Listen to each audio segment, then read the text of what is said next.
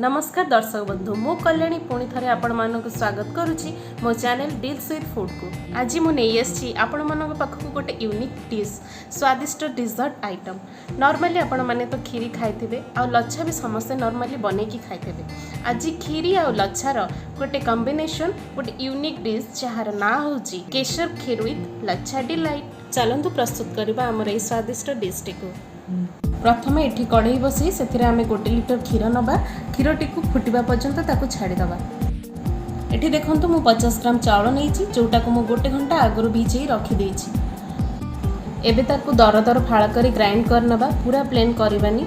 देखंतु आमे ए टाइप रो ग्राइंड करबा जेमिति पूरा प्लेन न हबो। एबे देखंतु क्षीरटी फुटी आसिलानी सेथिरे एबे ग्राइंड करथिबा चाउल को सब पकेई देबा। हाँ ध्यान रखिए चाउलटी भल भाव फुटवा चाहिए ताकू गोलेबा ना चाउलटी पूरा तले लगी। देखंतु एपरी भाव लगातार आमे ताकू गोलुथिबा नहले जेमिति चाउलटी हमर तले न लगी जाऊ।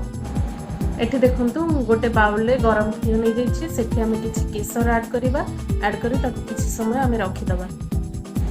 एबे देखंतु म एठी 200 ग्राम चीनी नै जाइछि। एबे देखंतु चाउलटी संपूर्ण क्षीर रे मिसी गलानी। आमे एबे सेथिरे चीनी ऐड करिबा। चीनी ऐड कर साला परे ताकू एबे भलो भाबरे गोळेबा। चीनीटी संपूर्ण ता देरे मिसी जिवो।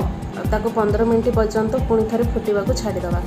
एबे देखंतु खीर रे केते बढ़िया टेक्सचर आसी गलानी। वर्तमान सेथिरे भिजेई कि रखिथिबा केसर को पकेइबा। देखंतु म एठी केसर को पकेइ देली खीर रे, कारण केसर खीर रे पकेइले बहुत भलो फ्लेवर आसे। आपनका पाखरे जदी केसर नाही बिना को स्किप कर परिबे।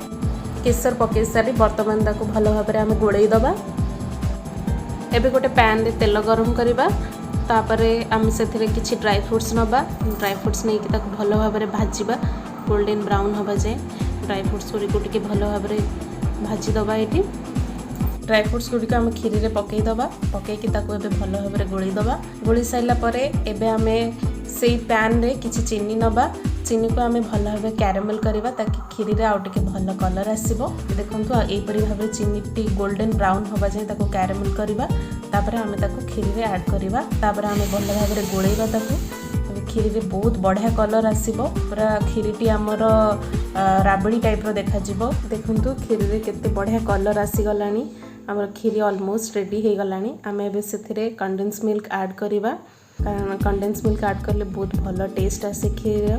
एबे फाइनली सेथिरे हमें किछि गुजराती पकेइबा। ताको भल भाबरे गोळी देई एबे गैस को ऑफ करी ताको किछि समय ठंडा हेबा पई छाडी दबा। एबे देखंतु खीरीटी संपूर्ण ठंडा हे गलानी। तार कलर भी चेंज हे जाईची।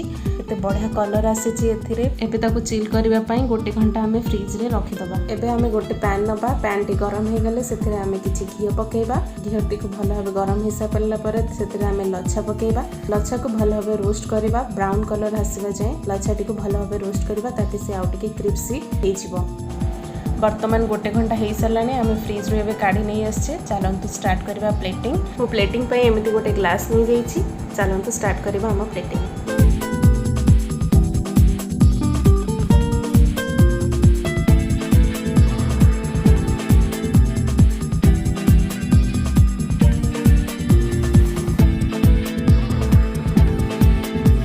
फाइनली आमे गार्निश करबा केसर क्रीम रे। देखंतु प्रस्तुत हो गला केसर खीर विथ लच्छा डिलाइट। लच्छार जो क्रिस्पीनेस विथ खीर जो स्वीटनेस कॉम्बिनेशन बहुत ही टेस्टी लगे। आपण निश्चय या घरे ट्राई करंतु। किए गेस्ट आसिले भी आपण तांको निश्चय करी खुआंतु। आ यार टेस्ट केमिति लागिला मते कमेंट रे निश्चय जणा। मो चैनल को लाइक एंड सब्सक्राइब करबा को जमा भी भूलिबेनी। एमिति नुवा नुवा रेसिपी आपण पाखको नहीं आसीबी मोर नेक्स्ट वीडियो रे। सेति पर्यंत रहूछि नमस्कार।